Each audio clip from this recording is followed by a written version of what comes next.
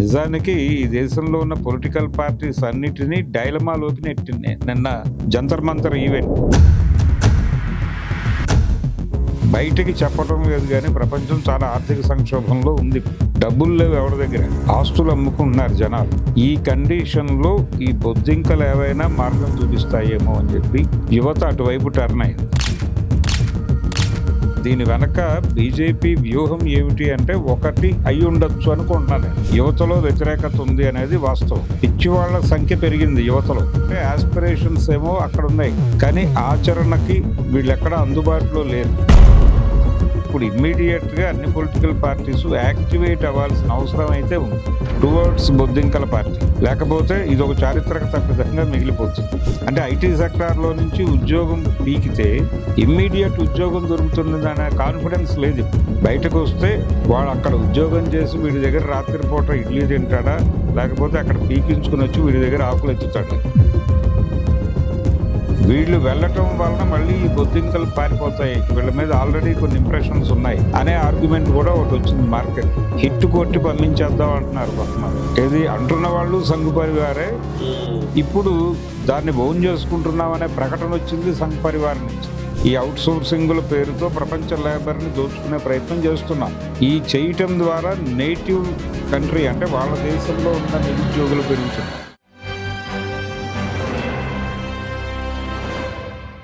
Welcome to 3D network. ఈ మధ్య కాలంలో మన దేశంలో కాక్రోచ్ జనతా పార్టీ ఎంత సోషల్ మీడియాలో ఎంత ఇంపాక్ట్ చూపించిందో, ఎంత సెన్సేషన్ అయిందో అందరికీ తెలిసిందే.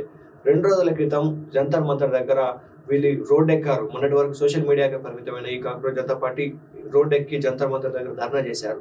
అయితే ఇది పొలిటికల్ టర్న్ తీసుకుంటుంది. అసలు పొలిటికల్గా ఎలాంటి ఇంపాక్ట్ చూపించబోతుంది, ఇవన్నింటి గురించి విశ్లేషించడానికి మన దగ్గర భరద్వాజ గారు ఉన్నారు, పొలిటికల్ అనలిస్ట్. ఆయన అడిగి పూర్తిగా తెలుసుకుందాం. Hi sir. ఈ కాక్రోచ్ జనతా పార్టీ గురించి చాలా రకాలుగా నడుస్తుంది నరేషన్స్, ఎట్లా జోడిస్తారు? అంటే ఈ రోజు ఒక ప్రకటన వచ్చింది, కాక్రోచ్ జనతా పార్టీకి మా సంపూర్ణ మద్దతు ఉంటుంది అని సంఘ్ పరివార్ నుంచి ఒక ప్రకటన వచ్చింది. ఆ ప్రకటన చూడగానే లెఫ్ట్ మొత్తం కూడా కంగారు పడుతోంది. ఏమిటి దీని వెనకాల బీజేపీ ఉందా కొంపదీసి అని ఒక నెరేటివ్ లోకి వెళ్ళి, చూసారా మేము ముందు నుంచి అంటున్నాం, ఇక్కడ ఈ ప్రకటన చూసారా అని చెప్పి మాట్లాడుతున్నారు. కానీ అంటే ఏదైనా కావచ్చు, ఎవరైనా ఉండొచ్చు. ఇప్పుడు అభిజిత్ అనేటువంటి వ్యక్తి ఒక చారిత్రక సందర్భంలో ఈ బొద్దింక ప్రస్తావన తీసుకొచ్చాడు. ఆ చారిత్రక ప్రస్తావన ఏమిటి అంటే, చీఫ్ జస్టిస్ ఆఫ్ ఇండియా ఆయన ఈ దేశపు నిరుద్యోగ యువతని బొద్దింకలతో పోలుస్తూ ఒక వ్యాఖ్యానం చేశాడు. ఈ వ్యాఖ్యానం మీద మళ్ళీ ఆయనే సారీ చెప్పాడు. ఆయనే సారీ చెబుతూ ఈ దేశ యువత పట్ల నాకు గౌరవ భావమే ఉంది, నేను వాళ్ళని అగౌరవంగా చూశానని బయట పోర్ట్రేట్ అవుతోంది, కానీ అది కరెక్ట్ కాదు. కాకపోతే ఈ ఫాల్స్ డిగ్రీల బ్యాచ్ పట్ల నాకు వ్యతిరేకత ఉంది, అంటే ఫేక్ డిగ్రీల సర్క్యులేషన్ పెరుగుతోంది ఈ మధ్య అనేది ఆయన చెప్పడమే కాదు, టోటల్గా అకాడమిషియన్స్ అందరూ మాట్లాడుతున్న వ్యవహారం నడుస్తున్నది కూడా. అది అంటే చాలా సందర్భాలలో పిల్లలు ఆస్పిరేషన్స్ అంటే పేరెంట్స్ ఆస్పిరేషన్స్ లో భాగంగా ఏదో చదవటం కోసం డబ్బులు ఖర్చు పెట్టేసి టైం వృధా చేసి అక్కడ సమయము డబ్బు కాలిపోయిన తర్వాత మినిమం గ్రాడ్యుయేషన్ లేకుండా బయటకు రావాల్సిన పరిస్థితులు ఉత్పన్నమైనప్పుడు వీళ్ళకి ఇమ్మీడియట్ గా ఏ ప్రోగ్రామ్ చేయాలన్నా ఒక గ్రాడ్ అనేటువంటిది కావాలి. ఈ గ్రాడ్ అనే పదం కోసం అని చెప్పి ఇలా వెనక్కి వచ్చినటువంటి బ్యాచ్ కోసం ఈ గ్రాడ్ సర్టిఫికేట్లు ఇవ్వటానికి చాలా దుకాణాలు వెలిసి ఉన్నాయి ఇక్కడ భారతదేశ వ్యాప్తంగా.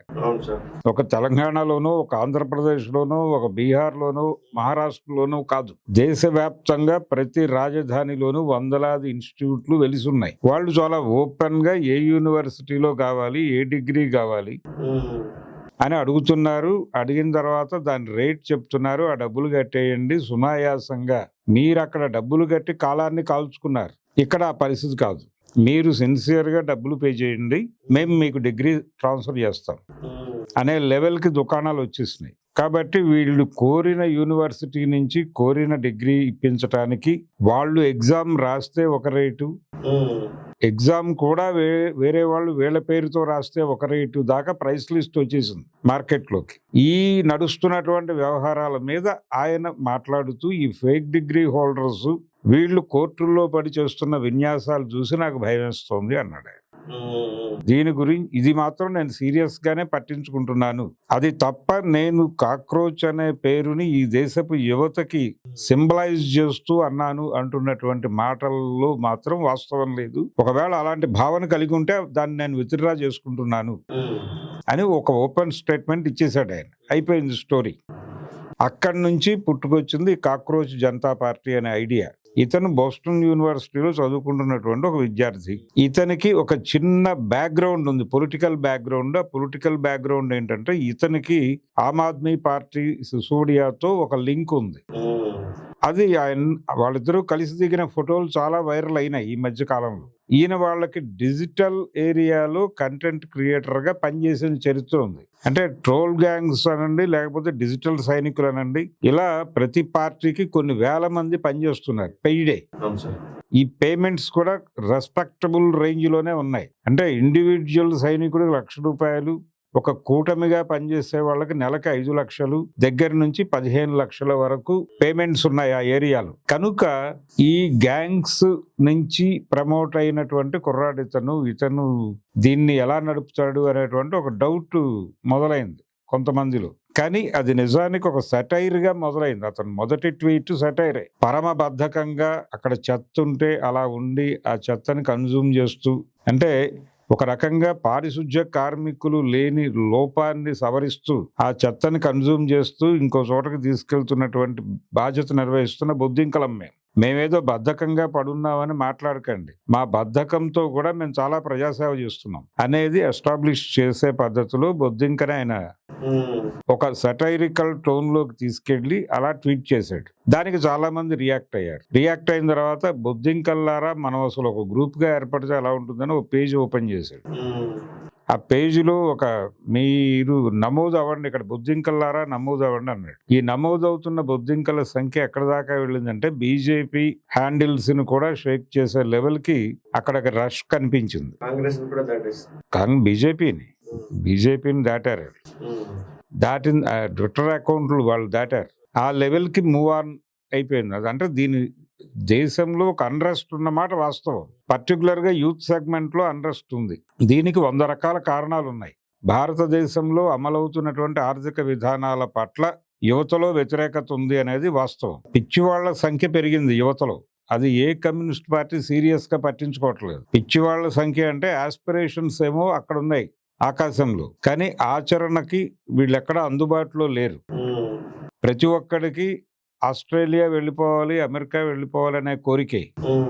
కానీ వెళ్ళటానికి అక్కడ వాతావరణం బాలేదు, అక్కడ వాతావరణం బాలేదు, ఇక్కడ వాతావరణంలో సెట్ అయ్యే పరిస్థితుల్లో వీళ్ళు లేరు. ఇక్కడేమో ఉపాధి అవకాశాలు లేవు, తగ్గుతున్నాయి. ఎప్పుడైతే ప్రపంచవ్యాప్తంగా ప్రతి పెట్టుబడిదారీ దేశంలోనూ ఒక కరెక్షన్ ప్రోగ్రామ్ మొదలైంది, అమెరికాతో సహా. అమెరికాలోనే మొదలైంది. ఈ కరెక్షన్ ప్రోగ్రామ్ ఏంటంటే మనం విశృంఖలంగా ప్రపంచ మార్కెట్లన్నీ ఓపెన్ చేసి ఈ అవుట్ సోర్సింగుల పేరుతో ప్రపంచ లేబర్ ని దోచుకునే ప్రయత్నం చేస్తున్నాం. ఈ చేయటం ద్వారా నేటివ్ కంట్రీ అంటే వాళ్ళ దేశంలో ఉన్న నిరుద్యోగులు పెరుగుతున్నారు. వీళ్ళకేమో బయట వాళ్ళతో, ఇప్పుడు ఇండియాలో వాళ్ళు అవుట్ సోర్సింగ్ చేయించుకుంటే రూపాయితో పోతుంది. వాడు అక్కడ ఎంప్లాయ్మెంట్ క్రియేట్ చేస్తే దీన్నే క్లోజ్ చేసి వాళ్ళకి దాదాపు 1500 దాకా పేమెంట్ ఇవ్వాల్సి వస్తుంది. రూపాయికి 1500కి తేడా ఉంది కదా.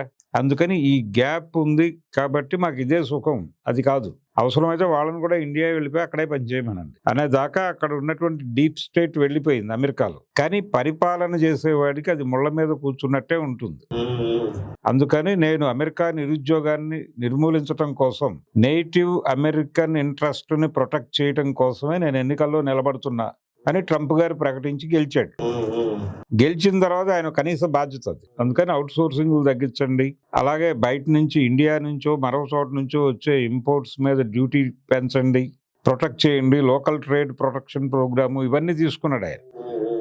ఇవన్నీ భారతదేశం లాంటి వాటిని చాలా దేశాలను ఇబ్బంది పెడుతోంది. ఇది కేవలం అమెరికా నుంచి కాదు, ఆస్ట్రేలియా నుంచి కూడా ఇదే పరిస్థితి.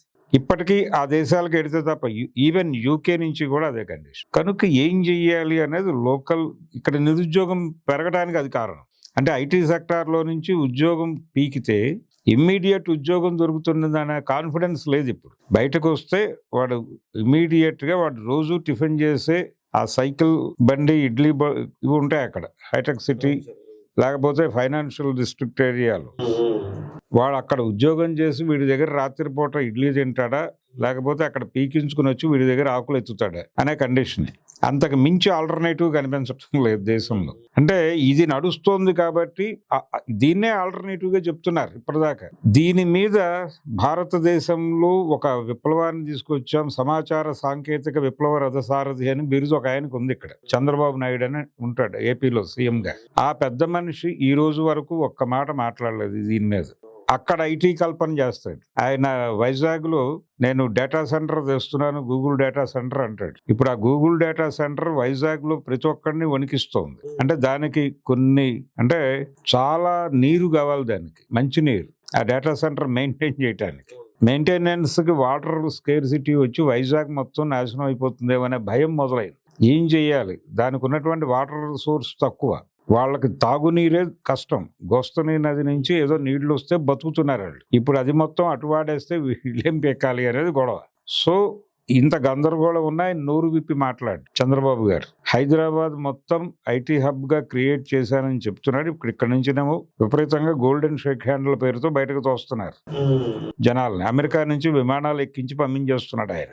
ఏం చేయాలి వీళ్ళందరూ వచ్చి ఇక్కడ అనేది ఒక బయటికి చెప్పడం లేదు. కానీ ప్రపంచం చాలా ఆర్థిక సంక్షోభంలో ఉంది. ఇప్పుడు డబ్బులు లేవు, ఎవరి దగ్గర డబ్బులు లేవు, నానా గందరగోళంగా ఉంది పరిస్థితి. ఆస్తులు అమ్ముకుంటున్నారు జనాలు లిటరల్ గా.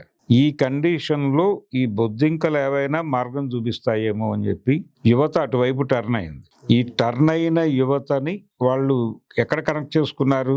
కరెక్ట్ గా పోటీ పరీక్షల దగ్గర కనెక్ట్ చేసుకున్నారు. మీరు పెట్టే పోటీ పరీక్షలు, అది ఏదైనా సిబిఎస్ఈ కావచ్చు, లేకపోతే ఇంకేదైనా పోటీ పరీక్ష కావచ్చు, మీరు ఐఐటీలకు పెడుతున్నటువంటి పోటీ పరీక్షలు, దాంతోపాటు మీరు రిక్రూట్మెంట్ కోసం పెడుతున్న టెస్టులు కూడా గందరగోళంగానే జరుగుతున్నాయి. పేపర్ లీకేజీలు జరుగుతున్నాయి. మీరు రివాల్యుయేషన్ పేరుతో ప్రతిసారి కరెక్షన్లో పెడుతున్నారు. విచిత్రంగా రివాల్యుయేషన్ లో 300 మంది క్వాలిఫైడ్ అని చెప్పి మొన్న బయటకు వచ్చి గందరగోళం అయిపోయింది కదా.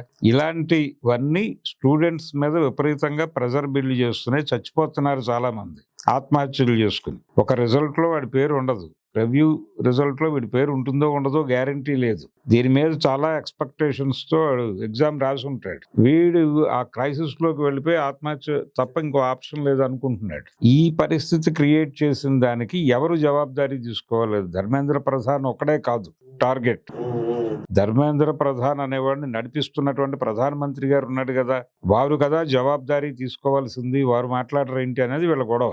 ధర్మేంద్ర ప్రధాన్ టార్గెట్ గా జరిగింది అని మీడియా దాన్ని కుదించింది, కానీ వాళ్ళ ఉద్దేశం అది కాదు. వాళ్ళు అంతకు ముందు ఈ కార్యక్రమం గురించి నడిపిన ప్రెస్ మీట్ లో ఆ విషయం ఓపెన్ గానే చెప్పారు. కాబట్టి వాళ్ళు క్లియర్ గానే ఉన్నారు. ఈ ప్రోగ్రామ్ ఎవరిదైనా కావచ్చు, అది బీజేపీదా బీజేపీ వెనకుండి నడిపిస్తోందనే ఆర్గ్యుమెంట్ ఉంది. అంటే ఆ రోజున అన్నా హజారే పేరుతో వాళ్ళు ఒక అవినీతి వ్యతిరేక పోరాటాన్ని వాళ్లే ప్రారంభించి యూపీఏని దెబ్బకొట్టి దాన్ని వాడుకున్నారు.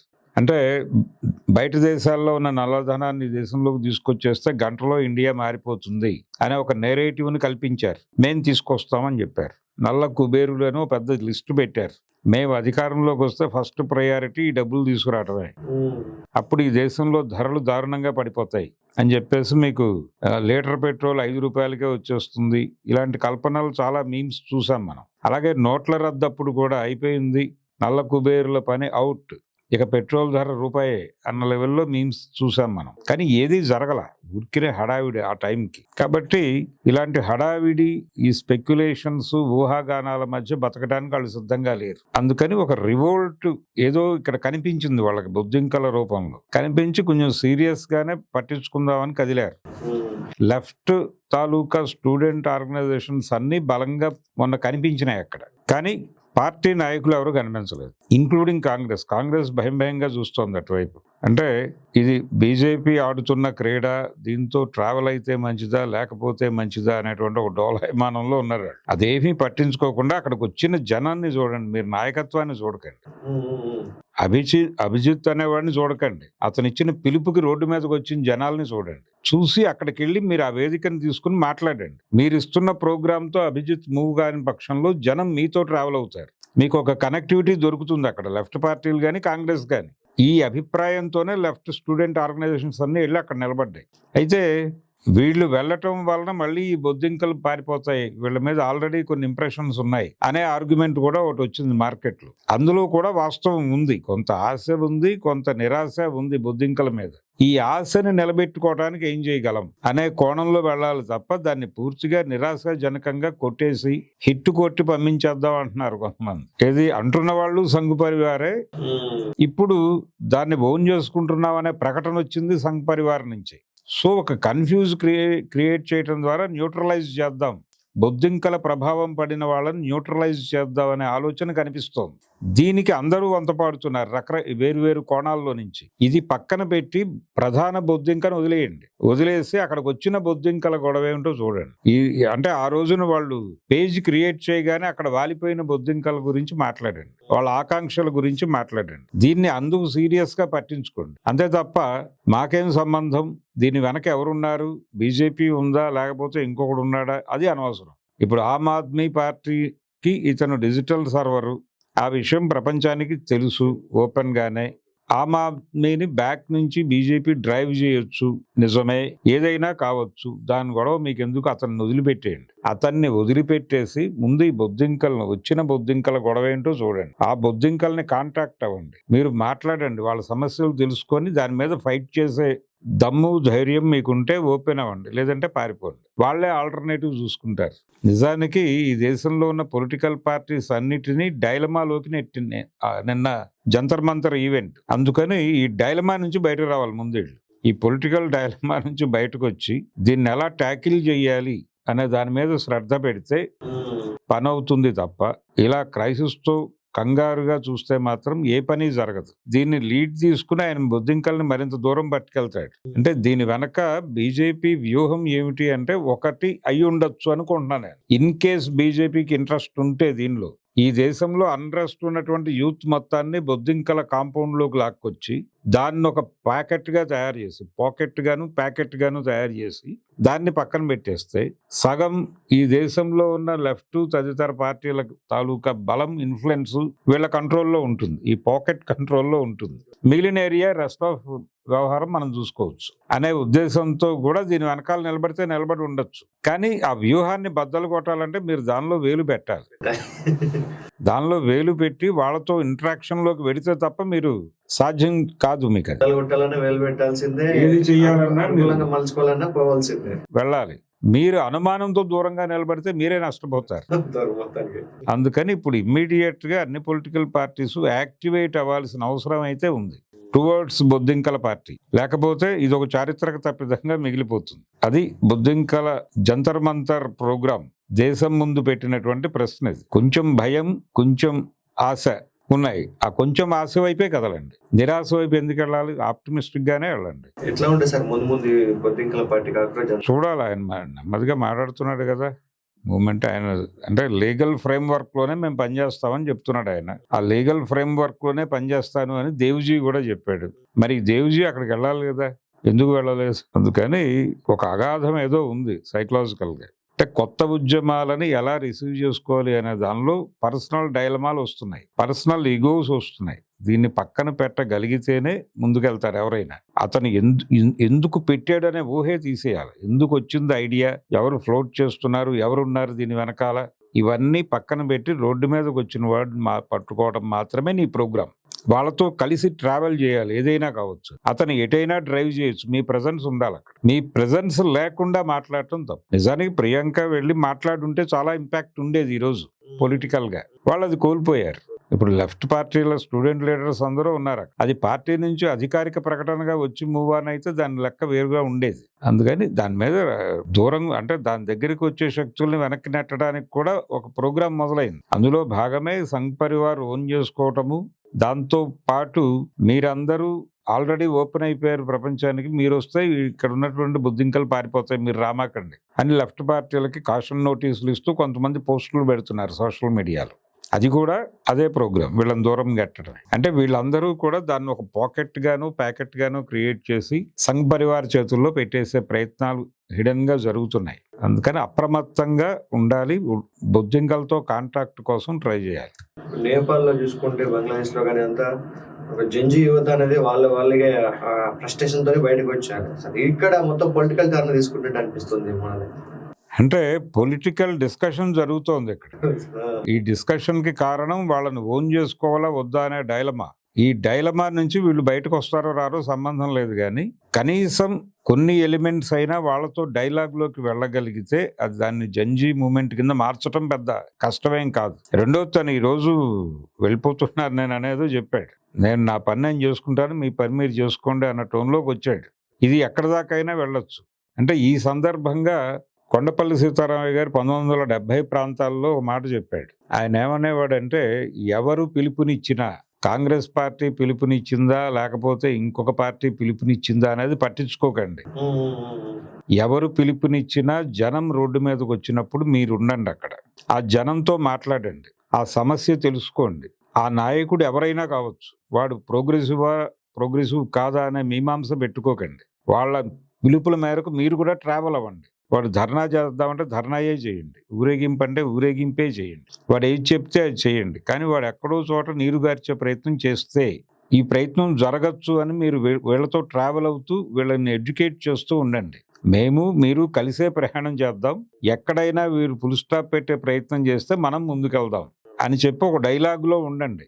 డైలాగ్ వదిలేయకండి. వాడేదో చేస్తాడని, వాడి వెనకాల వీళ్ళు ఉన్నారని వీళ్ళందరినీ ద్రోహులుగా చూడటం మానేయండి. వీళ్ళతో ఉండటమే మీ జీవితాలకు అవసరం అని కమ్యూనిస్ట్ పార్టీలకు ఒక దిశానిర్దేశం చేశాడు ఆయన. అది ఒక్కసారి తిరిగి చదువుకోవాల్సిన పరిస్థితి అయితే ఉంది ఇప్పుడు. అది ఒకటే మార్గం, అంతకు మించి మార్గం లేదు. ఇది కాక్రోచ్ జనతా పార్టీ మన దేశంలో ఎలాంటి ఇంపాక్ట్ చూపించబోతుంది, రాజకీయంగా పొలిటికల్ పార్టీలు ఎలా ప్రభావం చూపించబోతున్నాయి, కాక్రోచ్ జనతా పార్టీని ఓన్ చేసుకుంటే ఆ పార్టీలకే లాభం జరుగుతుందని భరద్వాజ్ గారు విశ్లేషిస్తున్నారు. Thank you.